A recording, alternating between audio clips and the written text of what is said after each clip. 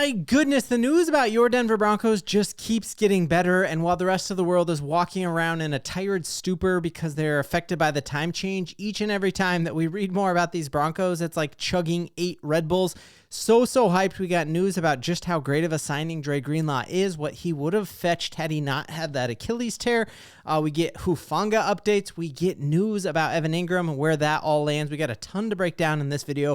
If you're new to the channel, helps me in the YouTube algorithm out a ton if you would like and subscribe. So we all knew on paper that Dre Greenlaw was incredible. But I think just like the Los Angeles Lakers are dealing with now that they have Luka, and they're like, oh my goodness, we knew Luka was good. We didn't know he was this good. That's exactly what it is turning into here in Broncos country. That, like, I don't think any of us, we all had these big pipe dreams that we would get him, but I don't think any of us knew how good he truly was. And I think the fact that the San Francisco 49ers were the other team trying to keep him and trying to bid for his services proves to you all you need to know about his injury and what they think. They know exactly what he has to offer next year. And so the fact that they were willing to bring him back shows that that injury is not a big concern. We saw Terrell Suggs come back from a torn Achilles and then win a Super Bowl with his team. We saw Demaryius Thomas tear an Achilles and come back. Obviously, rest in peace, Demaryius Thomas. He had some of his best years after that torn Achilles. We know Kevin Durant tore his Achilles and then got his team back to the finals. So at 27, to have a torn Achilles and come back from it, and the fact that your team is the one like fighting hard for you, they know better than ever what his medicals truly were. So we're seeing advanced analytics and just these really cool stories about what a dominating force he truly was. And so this one, love it, from Zach Stevens. He broke down the Super Bowl tape with the San Francisco 49ers. Had he not torn his Achilles in that game right before halftime, the San Francisco 49ers probably would have won. That during the first half of that Super Bowl, when he was on Travis Kelce, he held him to 1 catch for 1 yard. And then when he went out with that torn Achilles, after that, he goes on to basically have like Super Bowl MVP type numbers, have 8 catches for 92 yards. And that made a total difference in the Kansas City Chiefs getting that Super Bowl ring that they got. And that right there is proving to you exactly what type of player he is. We're seeing this advanced analytic come out and just show that of all of the linebackers, the last year that he was healthy, he scored a negative 7.9 when it comes to the number of receptions over the expected when he was in coverage. So he shuts down tight ends, and then we've seen the physicality he has at stopping the run. So you see he shuts down any tight end. So what's a tight end we're going to have to deal with this year? Oh yeah, Brock Bowers. And who's going to be able to be the only linebacker who's going to be able to keep up with him and shut him down? It's going to be the guy who's done it time and time again. And really, we are able to sign him at this type of deal that is barely paying him over what Cody Barton got on the free agency market. And we got a huge markdown because of that torn Achilles. Yet the San Francisco 49ers were like, we're not worried about that Achilles. And even the fact that he only played a couple of games this year after a full year of rehab from that injury, that was simply because the San Francisco 49ers were already eliminated from the playoffs by the time that he was healthy. So I'm just even more excited after watching film of him, watching tape of him. Just some of these plays are absolutely wild. This goal line stand against the Seattle Seahawks, where truly you were talking about, we all hear that football is a game of inches. Tell me the last Denver Bronco that you saw who could make a goal line stand like that. Just absolutely built different, a run stopper, a complete coverage monster. And when you hear people say that the only comparison to him is an Al Wilson, that has to have you wildly hyped. Seeing this picture of these dudes who had game day locker rooms next to each other. Seeing here Tim Contic put them in Broncos uniforms with their throwbacks. It just hits so hard. And if you're trying to do an all-nighter, just keep refreshing to this page and you will be insanely amped. And then thinking about Hufanga, again, another player that I remember watching in college when he was at USC and thinking, oh, that'd be really cool. And his measurables were not fantastic at the combine, yet he just stepped in and made All-Pro when he was healthy. We know how hard it is to make All-Pro. And one of the reasons he made All-Pro is that you can put him anywhere. He is a Swiss Army knife at the safety position, and just think of how Vance Joseph is going to use him. So you look here, when he was healthy again 2 years ago, he was lined up directly on the defensive line, 22 snaps. He was in the box, stuffing the run on 141 snaps. He lined up against their slot corner 69 times, and he played free safety the bulk of the time. But that is positional versatility in that safety position is just going to be insane. And my hope is that we keep PJ Locke, and that there are times where we go with a 3 safety set and be able to let him roam and essentially play linebacker there. I think what Vance Joseph is going to get out of this defense now is absolutely crazy. And just seeing here, like if you look at Hufanga's highlights, you see all of those things in action. So you see him there. That's him playing on the defensive line. Pick 6, reading Matthew Stafford perfect. One of the better quarterbacks. Seeing him here in coverage, guarding a tight end right there, kind of in like zone coverage. Seeing him here, return a fumble for a touchdown. Wildly versatile, and we know that's what Vance Joseph wants, that he brings pressure, lines up in a cover 0 look more than any other defensive coordinator in football, and he's going to just be able to come out with these insane packages that I think are going to drive the AFC West absolutely crazy, and I cannot wait for it.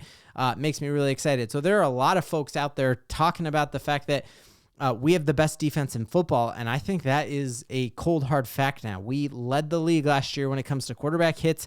We have the defensive player of the year in Pat Surtain, and every single weakness that we has an answer, and that's got to make you crazy excited. So my question for you in the chat is, we know that the no-fly zone, folks were already comparing our defense last year to the no-fly zone. I thought that was a bit premature because I just did not see the position-to-position match across the board. Do you think that if we see steps forward from Benito, if he continues that production, if Zach Allen continues that production, if we continue to see Franklin Meyer do that production and Jonah Ellis takes a step forward, could you make the argument that this defense is better than our no-fly zone defense? I think you could. And if that's a fact, we know that Bo Nix takes one step forward, and he is a better athlete at this point in his career than Peyton Manning was when he won the Super Bowl. Why couldn't the Broncos make a deep run next year?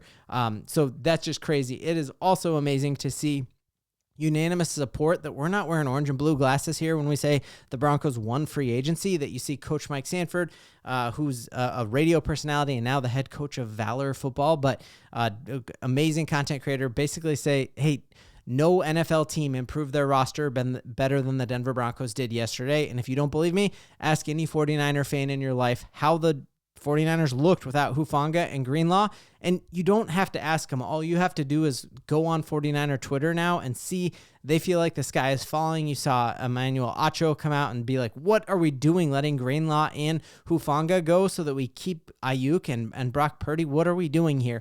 And then seeing national names like Trey Wingo come out and say, hey, everybody gets pumped up about their free agency, but I don't think anyone had a better day than the Denver Broncos and the Chicago Bears.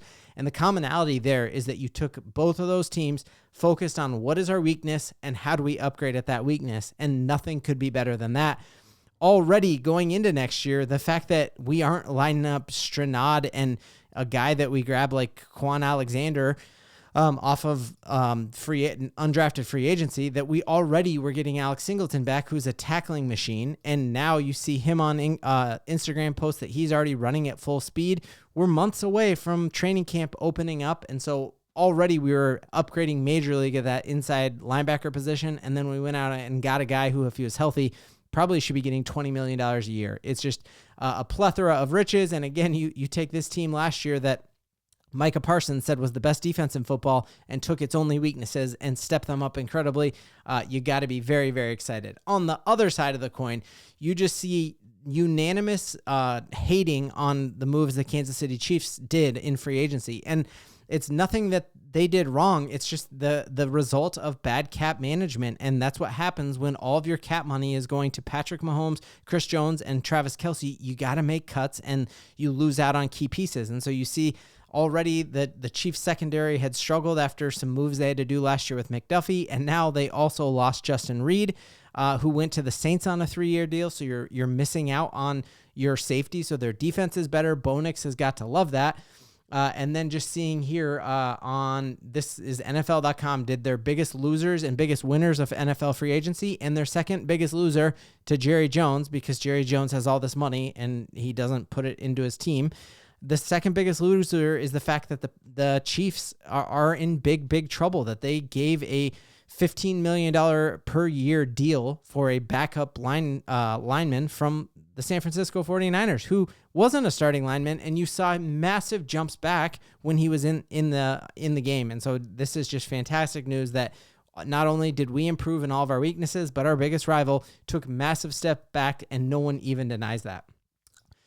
So big news here now is like, what is our last piece to do? We know that because of our flexibility in cap space, we probably have room for at least one more move.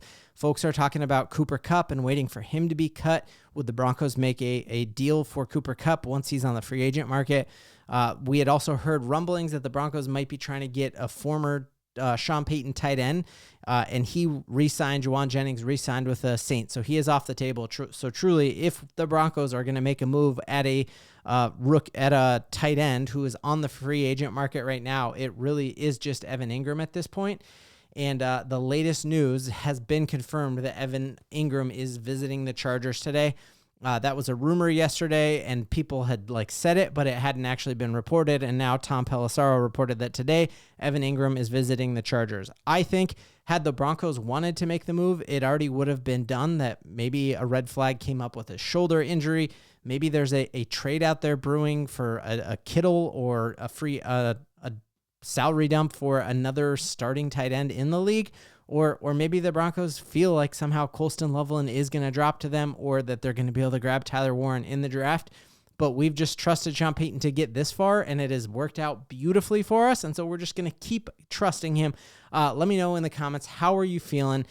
Day 2 NFL free agency. We got a ton to Bo-LIEVE in.